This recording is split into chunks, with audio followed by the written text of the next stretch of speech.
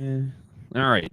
So, Here we anyways, go. that's the exact reason I wouldn't go back in time and murder baby Hitler.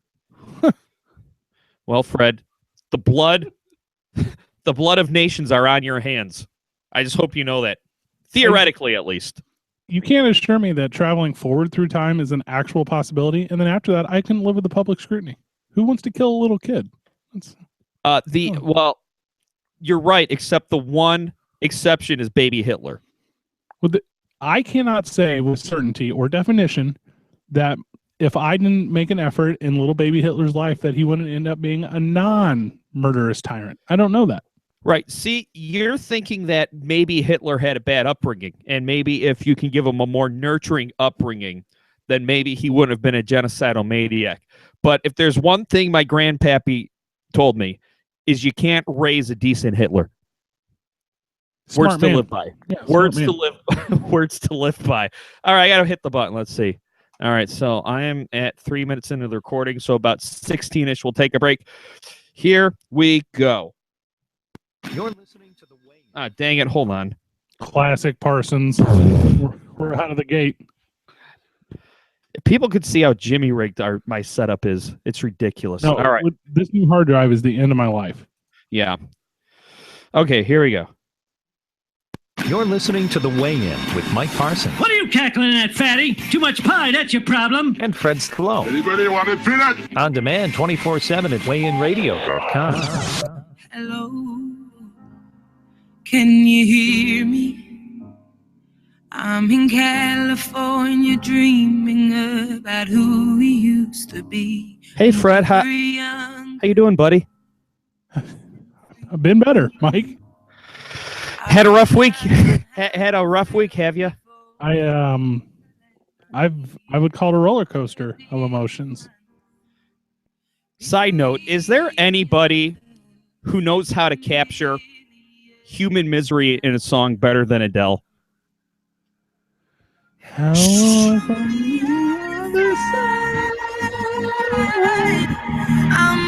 gonna hit those high notes pretty well for a big guy. I have a top 5 list of people I want to meet in my lifetime, and Adele, if not number 1, is number 2. Really? Yeah, you've been big on the top 5 list recently. That's my resolution. Do one every year.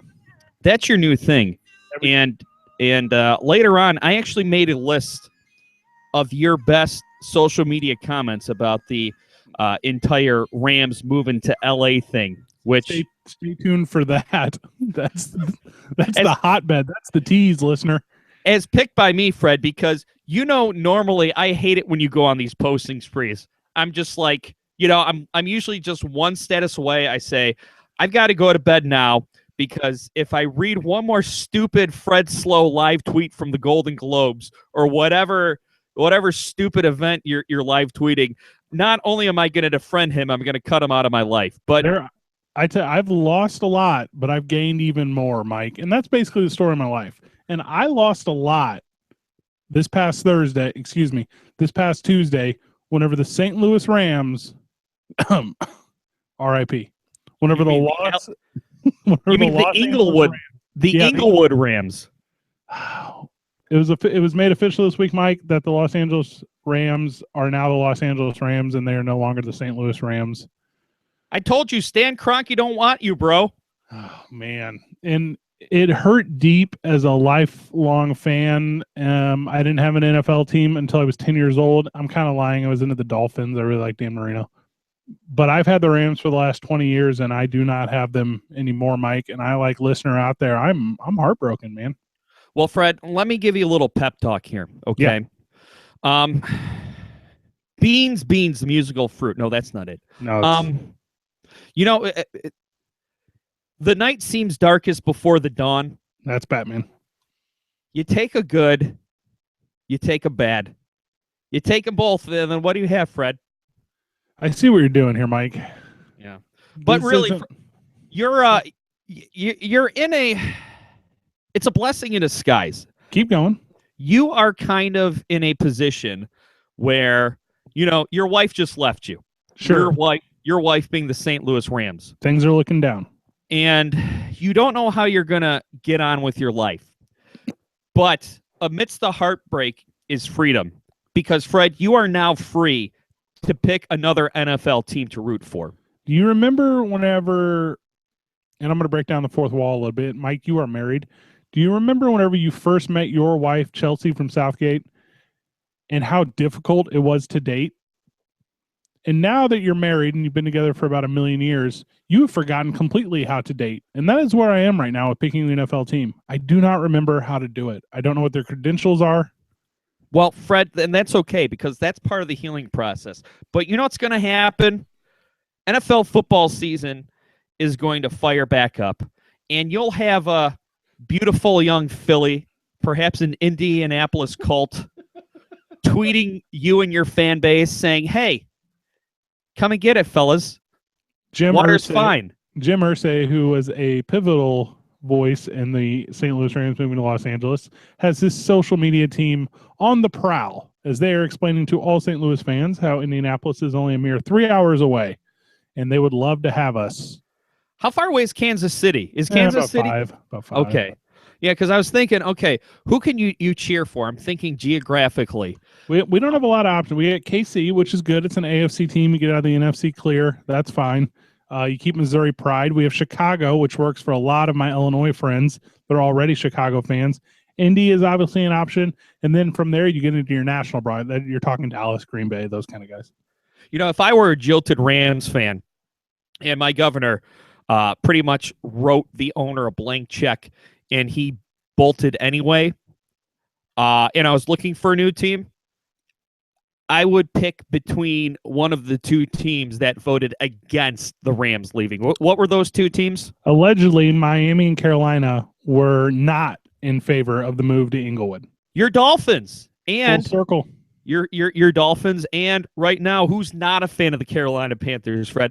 Boom. There's your new team. You are now a Carolina Panthers fan. I feel like the Panthers are my NFC team. I feel like the Dolphins are not my AFC team, but it's early. Mike, I don't want to pick a team early and that be my rebound team, and it's not the team I settle with for the rest of my life. So I'm going to have to, like I said, really do this one thoroughly.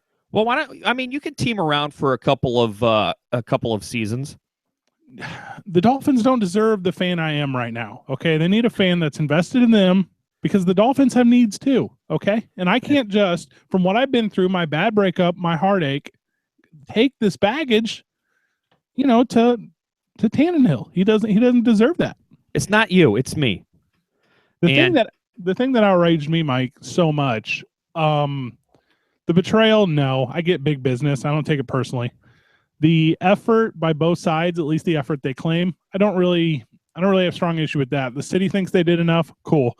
The ownership group thinks they did enough, cool. I'm not there to argue that.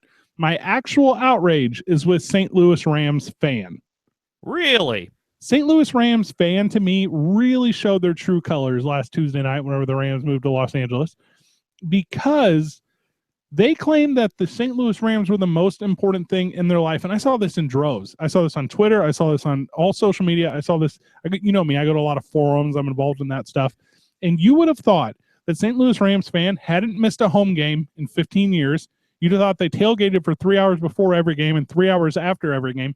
You'd have thought whenever the dome is filled up, whenever the dome was filled up, it wasn't filled up with Rams fan, Mike. It was filled up with Green Bay fan. And it was filled up with Chicago fan, and it was filled up with opposing team fan. And as most people do in situations where there's a story that's not about them and a situation that's bigger than them, they internalized it, right?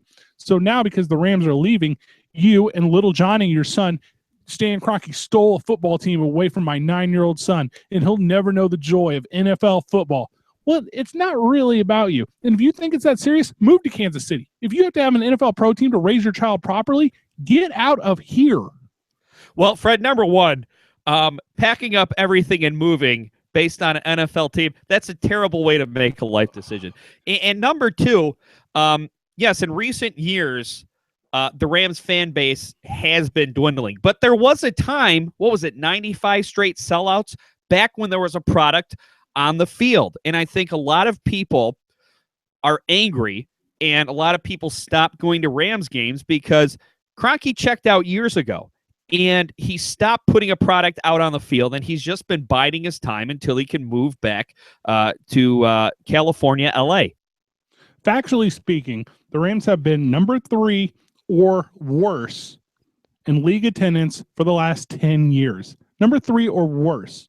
The only time they were better was one time, 2011, when they were number 4. Mike, we don't go to games. We do not support. The jerseys you see when you did go to games, there was not a Case Keenum jersey. There was maybe a Todd Gurley jersey. He turned it pretty good. But they were all Holt. They were all Bruce. They were all Warner. They were all Falk. Guys, no one was keeping up with today's team. There was a idea of the Rams that was beautiful and sexy, and that was the greatest show on turf, led by Mike Martz and Dick Vermeil. And then there was the Rams of today. No one is going to miss the Rams of today. Everyone is heartbroken about the Rams of 15 years ago because St. Louis won't let go of anything that happens 15 years ago.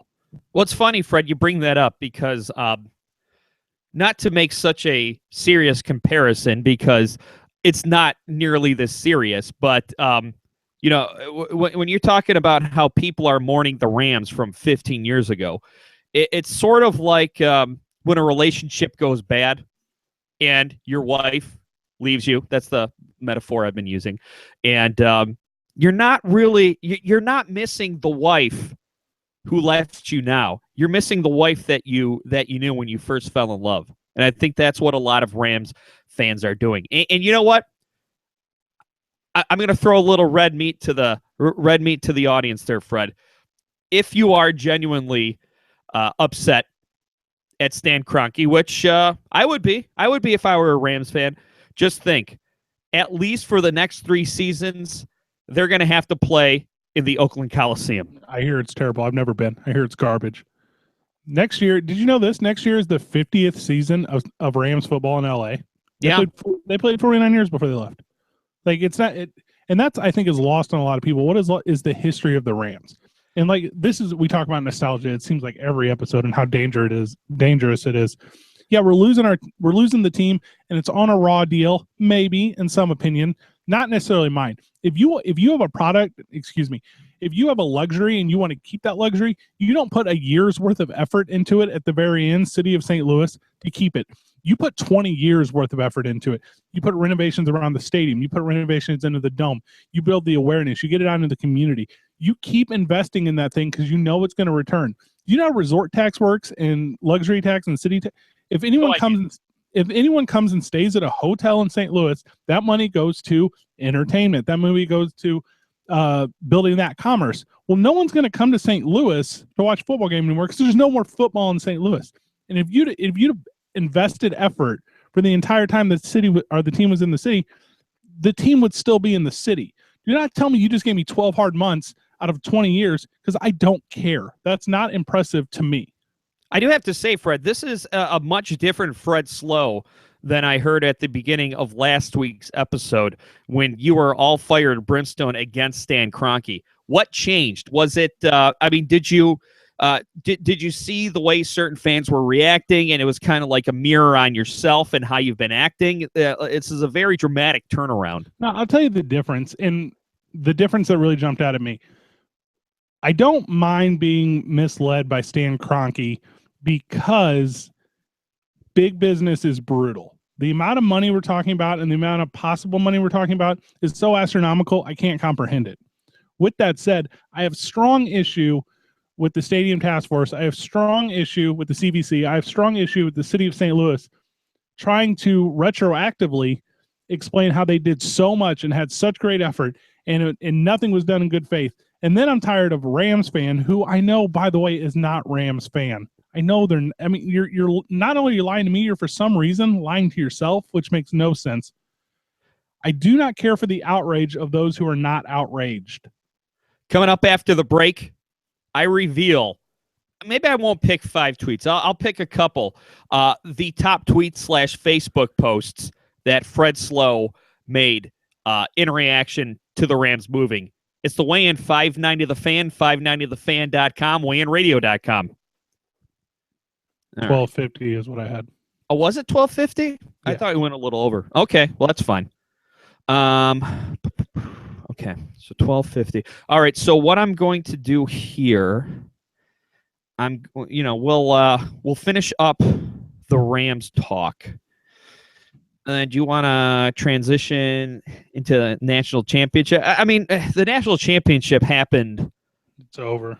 Yeah. I mean, I think all I want to do is just talk about how how overexposed it was on ESPN. So I think that's a good kind of back end topic. And then in the third segment, we can get into the Wisconsin high school football rules. Works for me. Okay. You want to bring us back in here? Yeah. Okay. All right. So hold on. I'm going to look at the time. Okay. So it's going to be about 18. So 18 plus 13 is what, 31? Maybe. Okay. 18 plus 13. Okay. Yeah. Yeah, it is. Okay. Okay. Here we go. Numbers. Oops. All right. Here we go. 1, 2, 3. Now, back to the weigh-in. These guys are like bad stand-up comics that you can't heckle. WeighInRadio.com. Welcome back to the weigh-in. I, of course, am Fred Slow. Alongside me, my new Detroit Lions fan friend, Mike Parsons. A lot of excitement with the Lions, Fred. We just got a new GM from the New England Patriots. Finally, Detroit is catching up to Boston, not just culturally, but sports-wise. Well, it's funny because Lions fans are cautiously optimistic because, well, we had Matt Millen, which was a total disaster. I love that. For however long. Yeah, I blocked out exactly how many years he was with the Lions, but it was about. I can tell you the math is easy. You just have to count the number of wide receiver draft bust. Yeah, let's see. You had Charles Rogers out of Michigan State. You had Mike Williams. You had Roy Williams, and then finally they drafted Calvin Johnson, who is now on the downside of his career. And then Fred, after they fired Matt Millen, guess who they hired to be the new general manager? I'm ready. Matt Millen's second in charge. Oh, yeah, well. But it looked like it worked for a season. They went to the playoffs, and then now they're looking outside the organization. Lions fans are cautiously optimistic because they've been burnt one too many times. But, Fred, there's plenty of room for you over here in Detroit. Yeah, I appreciate that. Yeah, you're a good dude. The thing, for the listener out there, if you do not, follow the weigh-in on social media. Follow myself at 2EveryScott. Follow Mike at Other Mike P. Because whenever there's an event that's happening, whenever there's a going on, I would say unequivocally we have our thumb on the pulse of the nation. Yeah, see, what I've got to be moved by an event in order for me to live tweet it. I'm not going to force it. But Fred, you are a very prolific Facebook agitator, and I just want to read some of my favorite posts that you made in respect to the Rams leaving. Full disclaimer before you do, I would say most of these are in good fun, but I mean, I will take personal shots. Like I will. Right. Like this one, I was shocked at this one, Fred, because I make a lot of Brenda Warner jokes on the show. Okay. And you defend her like you're Sir Knight neck beard. I know that she would adopt me if I asked her to, which is nice. That's a nice thing. You said, I can't prove it, but I believe in my heart this was Brenda Warner's plan all along. Would you dare you say L.A. Rams, Brenda Warner's revenge? Okay, that was, in hindsight, that was a little overreactionary. The Brenda Warner probably did not have a ton to do with this. But I do think, and I don't know where she's buried, but she's smiling in her grave right now. Brenda Warner's still alive. Oh, shoot. Okay, well, moving on. Okay. Now, Fred, you're a man of the people, right? Yes. Yes. You're a public official. You're a boss at whatever the hell you do all day. I still can't figure it out. But I'm an enigma. You were thinking of who is really hurt in all this when you posted legit.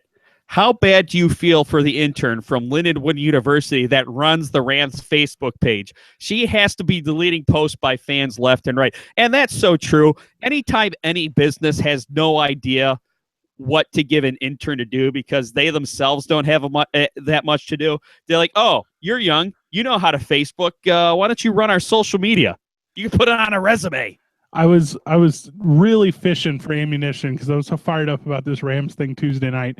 And whenever I was doing that, I was on the Rams Facebook page, and there were people just the most egregious things that could ever be typed by human fingers.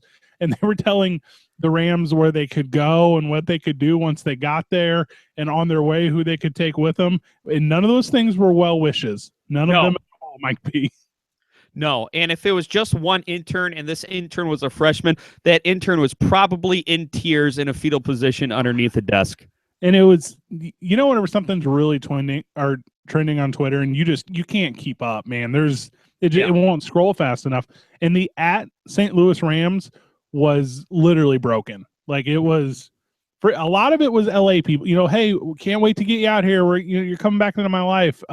Stan Kroenke's my savior. And then there was the 180 of that. Well, people were suggesting that Stan Kroenke be treated like a Jim Henson puppet.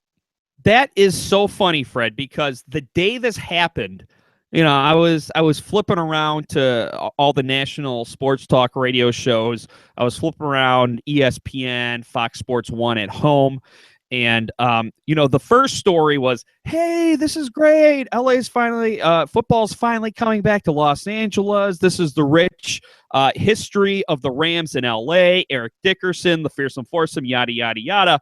And then the next day, once they exhausted the angle, was the fans who were left behind in St. Louis. Well, who doesn't love a victim, Mike? Who doesn't? And that's what St. Louis has made themselves to be. That's what we always make ourselves to be. You guys should start a Kickstarter, because when sympathy plus Kickstarter equals massive profit.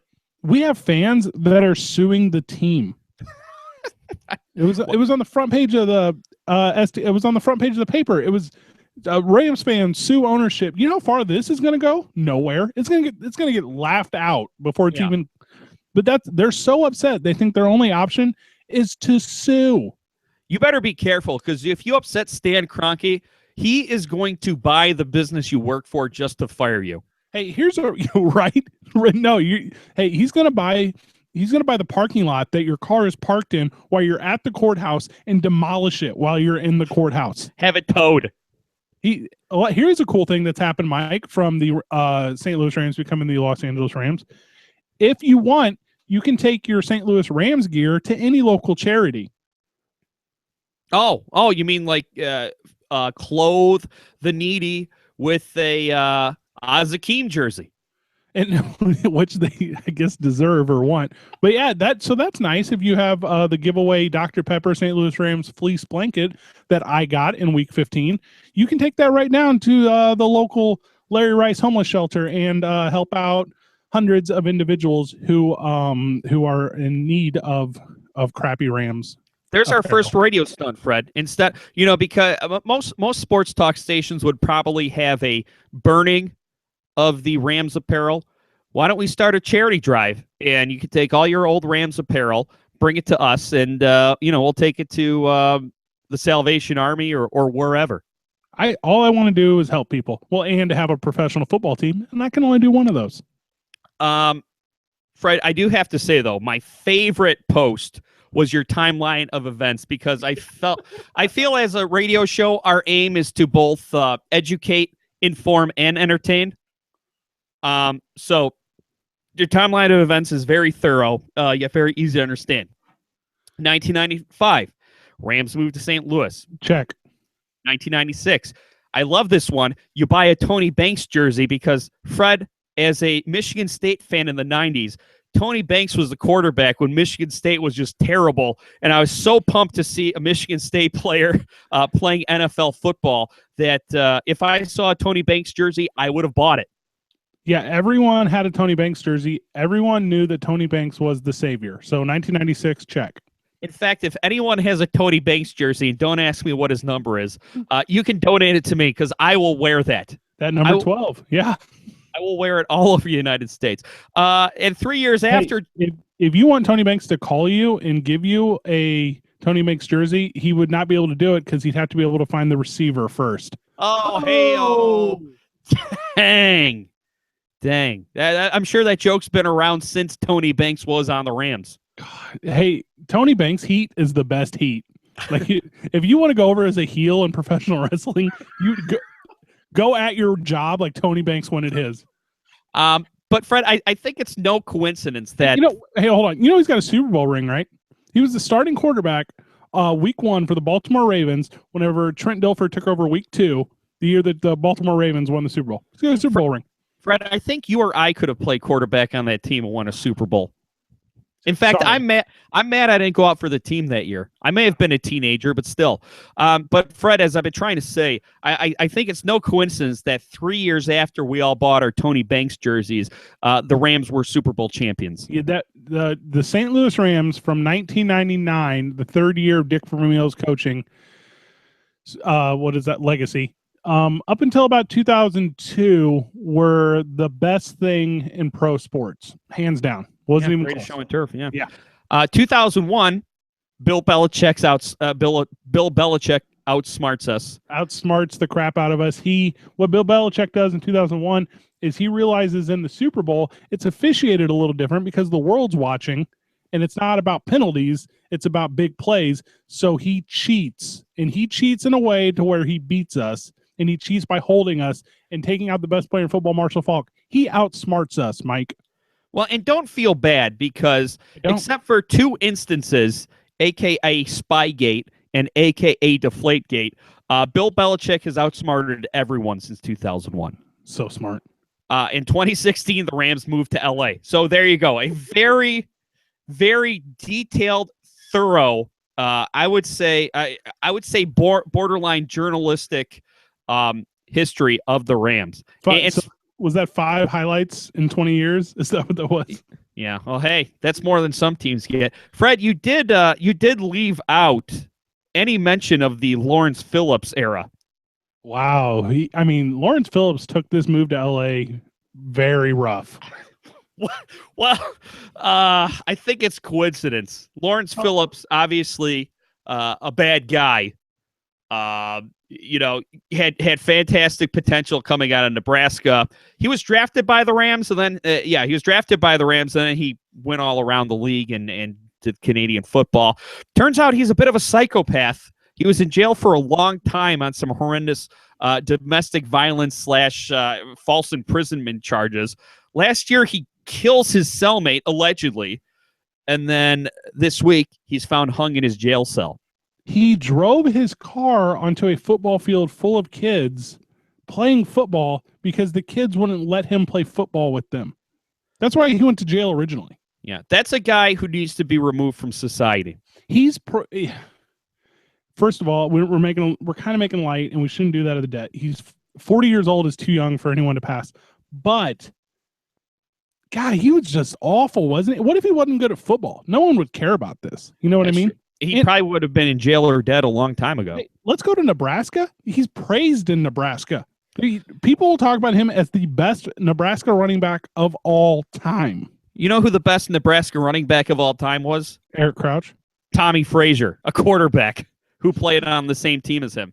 And he couldn't play pro football because he had these blood clot things. But, I was looking up because when I heard Lawrence Phillips, I went back and I watched that run that he had against Florida in the Fiesta Bowl where he got him drafted. Yeah, it was like, he had pretty much the whole Florida defense on his back, and he ran away with it. So I decided to look up what Tommy Frazier was up to. He's still reliving that run 20 years later, and God bless. What kind of reliving it? Like he's like doing like a scene by scene reenactment of it, or like what do you mean? Well, I mean, like everything on his Twitter page was about his time at Nebraska. Oh, I see what you're saying. Yeah. He Lawrence Phillips went, and I just looked it up because I thought it was 5th, but it's actually 6th. Lawrence Phillips went 6th overall in the 1996 draft, right? And whatever, he went 90 in the 96 draft and came to St. Louis, and he was Dick Vermeil's guy, and he was gonna make it. Oh, here's a question. This just came to me. Does Dick Vermeil go to Lawrence Phillips' funeral?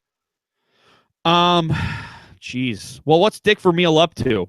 I mean, Dick Vermeil back in the Greatest Show on Turf days was the oldest NFL head coach. So I'm glad to hear Dick Vermeil's still doing well. He might.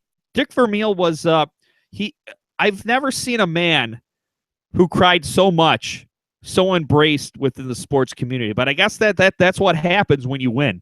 Whenever Lawrence Phillips kind of teeters out there in the 98 season, he just loses track. I mean, he loses his ways. He's got drug and alcohol problems. That opened the door for the Marshall Faulk trade. I mean, we would not have made the Marshall Faulk move without Lawrence Phillips. And Marshall Faulk was such a unique player, obviously the best at his position, that allowed Mike Martz to do all that innovate. Don Coryell, we've talked about this on other shows. That allowed that offense to create something that now every team in the league is doing with screen passes and bubble passes and kind of moving the ball outside of the lines, outside of the markers to open the game up. Lawrence Phillips' demise a little bit is the innovation of modern football. That's kind of a crazy thought. Well, and Rams brass and Rams fans are lucky as hell that Marshall Faulk panned out, because you got rid of another guy named Jerome Bettis, who went on to he ended up being pretty good. We have to he ended up doing all right. We got to take a break here, Fred. Yeah, we're at that point. Whenever we get back, though, Mike, on the other side, I'm outraged again. You listen to the Weigh In on 590 The Fan. Cool. How long was that? 15:05. Wow. Is that what we wanted? Yeah, it's fine. I think we're gonna have to go I think we'll go like 12 and 12-ish here. Okay. No, I did not know. I knew that you could go 2 segments talking about the Rams. I didn't know that I could, but okay. That Dick Vermeil thing just came to me. That was good. Yeah. No, I remember I was watching this NFL Films thing with Dick Vermeil, and I think the entire piece was revolving around how much he cried. He seems like a sweet man. Well, and I didn't know if you knew this, and everyone here locally does. He at the what am I trying to say? The press conference for Lawrence Phillips when he was just fucking up so bad. Yeah. He was just bawling his eyes out in tears. I don't know, just weird. Oh, you know what I forgot too? What's that? I'm trying to think. Mike Martz. Mike Martz he came here to be our offensive coordinator with yeah, he did. Might have been Steve Mariucci, I think. It was Steve Mariucci, because you guys brought in like Ricky Prohl. Yeah. And you brought in Kevin Curtis. Jesus.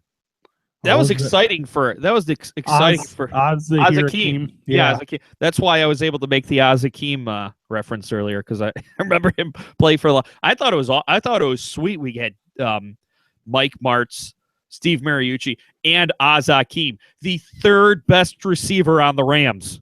But the third best receiver, yeah, but we had Bruce and Holt, Hall of Famers. Yeah, that's what I'm saying. The third best receiver on the Rams was still pretty damn good. I have here the 29 outrageous, the exact list, like by quote, of why this WIAA ruling is super gay. So good. whenever you're ready. Okay, here. And you know what? Since this is your topic, I know you brought it in here, but why don't you bring this one in as well? It doesn't matter to me. Okay, well, you know what? It's your topic. You bring it in, and then I'll bring in the fourth one. So we'll go like 12 and 12 here, okay? Yep.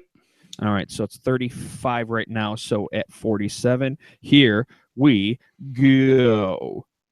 Now, back to the weigh-in. I wash myself with a rag on a stick. WeighInRadio.com.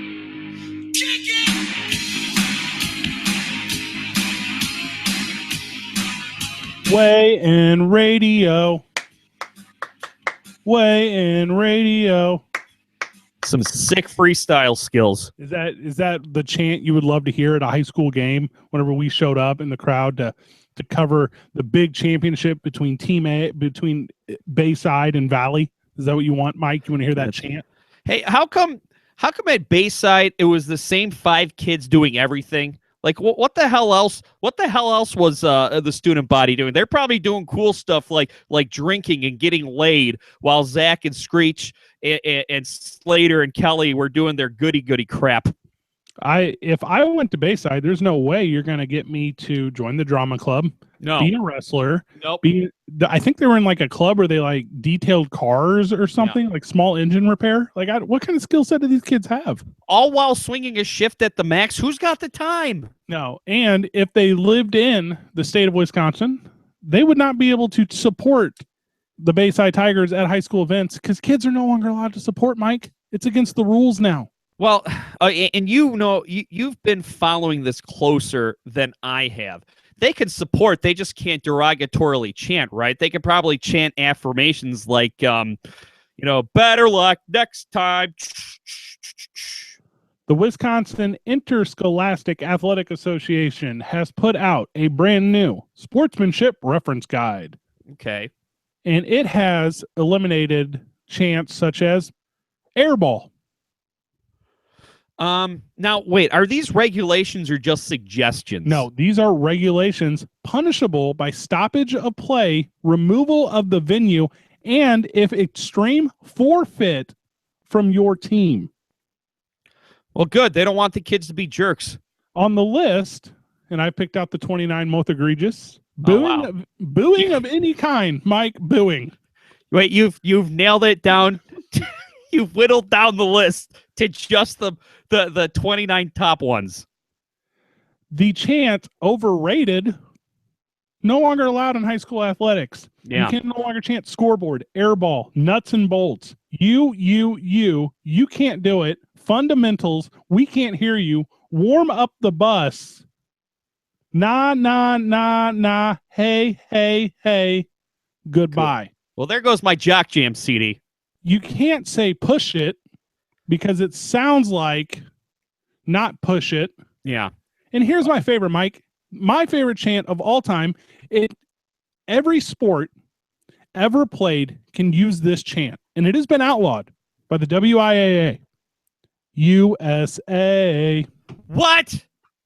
USA. Somebody get me President Trump on the phone right now. He's going to put an end to this. WIAA believes that USA stands for "You suck a lot." Well, This is this is not an over-exaggeration. This is an actual document provided to high schools to regulate their student body cheering sections. okay, so Fred, you can't shoot. You can't chant USA. Can you chant USA? USA? USA? Any chants/comments that are disrespectful to an opponent or official, including school mascot, school nickname, school population, opponent's town, or community, that is derogatory to an individual because of race, gender, creed, body type, or ability. Well, I mean, in theory, that sounds pretty standard, run of the mill. I mean, I remember when I was in high school, Fred, and if your chants got a little bit too bawdy, you'd find yourself in Belding's office. But you got to be able to chant something. Instead of we can't chant USA, why don't we channel Toby Keith and chant, "We'll put a boot in your ass. It's the American way." Holding up of papers or props during opponent introductions. Turning backs to the court during opponent introductions. Yeah. Well, Fred, I think the wussification of America angle is a bit overdone, and I don't want to really take that route. You can if that's what you feel in your heart. But, I mean, I don't know. Yes, there's got to be some boundaries, but you also got to let kids be kids. You have to, we got this big, and I'm sure this is a byproduct of this big zero tolerance anti-bullying campaign, which, look, bullying is terrible, but I think every kid needs to learn how to deal with a moderate amount of bullying before they get into the workplace, because once you're out of school, there's nobody to tell on when you're being bullied. Now, I think a lot of people mistake bullying and harassment. There's laws against harassment, but ball busting, that's not bullying. Someone being a jerk to you up into to a certain point, as long as they're not being harmful, maybe they're just a jerk. I mean, Fred, you say you were a bully as a kid. I wasn't necessarily a bully, but there was kids I was total jerks to. And Mike, I understand what you're saying, but with today's mindset, every child is supposed to be a special snowflake. And if every child is supposed to be a special snowflake, then why do they all have to adhere to these rules? I don't understand the mindset. You can't say one thing and then deliver another. That's right. I mean, that's the classic Kroenke. You can, yeah. Well, can you chant "Kroenke sucks"? I don't believe that was in the handbook. But the next presidential candidate that chants that at a rally, I'm in. Doesn't viewpoints, opinion, doesn't matter. I'm in. Yeah, it could be it could be any. It could be Bobcat Goldthwait for all I care. Let me just run through just a couple more of these real quick because I just don't think I'm driving the point home with you, Mike. The wave has been eliminated. Right, they're eliminating fun. It's an overreaction, 100%. It's overkill. Do not beat on your chest because that is excessively celebrating a play. Okay, what if I'm dying? Okay, what if I'm dying of cardiac arrest and the only person that can save me is my doctor? So I'm pounding on my chest to get my heart started, and then I point to him. Maybe I'm pointing at the defibrillator. Here's one. Criticism. Criticism is being outlawed. Yeah. Look, Fred. Like I said, I didn't want to take the wussification of America route, but they're definitely. They've definitely gone too far with this. I don't know Pete real well, but I'm worried about Pete's sake right now. Because for Pete's sake, Mike, this is the next level, and it's the next level in a way to where a governing body, a body that has pull and authoritative power over these kids and their environment, has become so disconnected with the entire idea that it could become infectious, man. Like it could hit the next level to where you are literally ruining the experience by governing the experience. Right. Pretty much, you know what this is turning sports into, Fred? It's turning sports into school. And school sucks. Oh man. And no one likes school. You ever heard people who get fired up about school suck? I would say that only nerds like school, but if I was in Wisconsin, I'd be thrown in jail. Hey, man, you know where I'm thinking about going for college? I haven't told anyone yet, but I'm fired up about going to the University of Illinois. And you know why? They got that ballin' library. That's right. Man, those librarians are prompt. Hey, with that interlibrary loan system, dog, I can get basically any text pre-1855 in like a week. See, Fred, you're afraid of this being a slippery slope to, everything being sanitized, so to speak. But you know what I see? I see this bringing people back together. There's going to be a backlash, and there's going to be people who are going to rebel against this. You know what I would do if I were a high school in Wisconsin? I would get together with all the other high schools in my athletic conference and say, look, this is going too far. Why don't we all, why don't we band together, come up with some chants? So, I mean, you can't forfeit. You can't. Both teams can't forfeit. So we're and you're not wrong, Mike, because we're in a day and age through social media, through whatever outlet you utilize, where you're able to not just connect with the people that surround you, but people that surround your community. Right? You can hit not just your high school, the neighboring high school, the opposing high school, every high school in your conference, and that's exactly what's happening right now in Wisconsin. High schools across Wisconsin are posting social media photos to where the entire fan bases have put duct tape over their mouth in solidarity. These high schools are coming together, and Sports Illustrated's all over this thing. They love it. Jay Billis is all over it. It's catching just only negative flack. But these kids are against the man. Well, and I think what's also going to happen is there are going to be officials who probably don't enforce this, because I would imagine that there's a very, very, very small amount of people who support this. And unfortunately, that very, very small amount of people are the people who have the power to enact policy.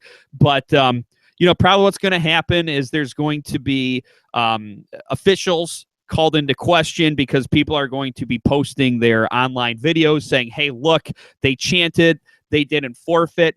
And I think that you're going to see a lot of this happening until whatever the governing body is that overlooks high school sports in Wisconsin, they're going to be so bogged down with complaints and red tape and forms that eventually they'll say, you know what? More rules, more work, more backlog. Maybe we should back off this because it's dumb. How do you get to a point to where you want to curb enthusiasm of a fan base? It doesn't translate to me. It doesn't make any sense. You know what probably happened, Fred? One person's kid was probably made fun of, and they got pissed off, and went on a crusade, and somehow it got out of control. The absolute worst way to get your kid to stop being a little wiener is to be a wiener yourself. You're listening to The Weigh In on 590 The Fan. 11:51. Perfect. All right. Yeah, like I said, I didn't want to go that route, but there was, it was impossible. It was impossible to, say it was anything but ridiculous. Bare-chested fans with body paint outlawed. Yeah. Kidding me? Well, I think normally that would be frowned upon on a high school. But absolutely not. I did it all the time in high school. I was the O in Oilers. Yeah, of course, you were. Well, see, but you're probably the administration, people are probably afraid of you because you were so big. No, I was just vocal. And the thing about when you're a kid, you want to create a safe environment. Let's do that. But let's create a safe environment where repercussions are just simply lessened. Okay. Like if you want to be a dick or you want to suck or you want to do whatever at high school, do those things. Understand you're going to be punished, but you're also going to learn from it. Right. Like and especially like public scrutiny and all these things now that kids have to face that we didn't have to face growing up. It is hard to be a fucking kid right now. And if you want to do that, grow up, in embracing all the technology and all the advancements we have for these kids. If you're going to do that, you're really putting yourself on the line. And I think it's just an awful precedence to have another body come in and tell you how to behave. Yeah, they're going to learn it themselves. I think you're right. I was trying to find a different take on it, but really, honestly, after a while. Okay, so let's see. This is 48. I'm going to shoot to make this about 10 minutes, so I'm out at 58, and then I can add all the stuff and then still have time. So here we go. I'll lead here, and then I will I'll take us out as well. Cool. Now, back to the weigh-in. I've been on the radio quite a bit, but I want to do it as a part-time thing. Not to make money, but because... Here we go. Now, back to the weigh-in. I've been on the radio quite a bit, but I want to do it as a part-time thing. Not to make money, but because I love hearing myself on the radio. WeighInRadio.com. Well, with all that's happened this week, Fred, it feels like that national championship game was weeks ago, but it was only 6 short days ago that it really was a shootout between Clemson and Alabama. And I've got to be honest, I was maybe it's the fact that the Crimson Tide laid such a shellacking on my Michigan State Spartans and shut them out that there was a part of me was hoping that Clemson would win, but a part of me was hoping that if Clemson didn't win, they got blown out. So at least misery loves company. God, it was a good game though. Start to finish, that thing, I was invested. I have this theory, Fred, that really most games you only really need to watch the fourth quarter. And, this game, like you said, this game was exciting all the way through. But that fourth quarter, and of course, everybody's talking about that onside kick because it was uncharacteristically Nick Saban. But I think that's what makes Nick Saban a great coach because I got to be honest, since he left Michigan State, I haven't watched a whole lot of Nick Saban coached games. But the 2 that I saw in recent memory, he did 2 things that were unexpected. Number one, in the Cotton Bowl, you thought that most basics, such as myself, probably thought that he was just going to pound the rock with his Heisman Trophy winning running back. And they had Jay Coker running the show for most of the game early. And then, of course, in the fourth quarter, he takes that risk and it pays off. And I don't think that there's another coach out there who probably would have made that call. Well, and you're talking about the Michigan connection with Nick Saban, which I think is perfect because the special teams coach in Alabama is Bobby Williams. And Bobby Williams was the head coach of the Spartans for 2 years. 2 years. He took over right after Saban, and then he rejoined Saban, I think, when he was with the Dolphins. So Bobby Williams is my MVP of the whole game. The onside kick was executed perfectly, just right time. It was a tie game, so you have an opportunity to kind of push that momentum into your direction. And then at the end of the game, the special teams kick return, Bobby Williams, I mean, he kind of had that squad together. They say offense, defense, special teams are all thirds, and that was the difference maker between those two ball clubs. Well, and Nick Saban explained his thought process for going for that onside kick, and I think it illustrated, it goes without saying that there are just people out there who are better at things than everyone else, right? Nick Saban is better at coaching football than everyone else. That goes without saying. And after the game, they asked him, Coach, what was your thought process going for it there? And he said, look, our defense wasn't stopping anybody. We had to do something drastic, or else they would have just outscored us. So he did that. He had to do something drastic to shift the momentum, and mission accomplished. Yeah, it was as far as execution and product on the field, it was exactly what ESPN wanted for its viewers. Speaking of ESPN, Fred, I don't know if you watched anything other than the game that was on ESPN, but ESPN, and you don't think you would ever say this, ESPN had way too many viewing options for one game. Of course, they had the game on ESPN. Then on ESPN2, it was like they were breaking down film as the game was going on. ESPN U or whatever, they were showing the game with a reporter on the sidelines with a guy from Clemson and a guy from Alabama. I think it might have been Mark Ingram. They were calling that the home review or whatever. I guess maybe so that people could watch these guys go nuts when their respective teams did something. There is yet another ESPN station showing a bunch of sports reporters sitting around watching the game. And then this is the one, Fred, that I thought would be worth watching. Unfortunately, I don't have the SEC network. It was Feinbaum. Paul Feinbaum was watching the game and taking phone calls from drunk Alabama fans. I was so mad I didn't have the SEC network, because that would be the one alternate view that I would think would be worth watching. Roll Tide. Roll Tide. Oh my God. And you know what?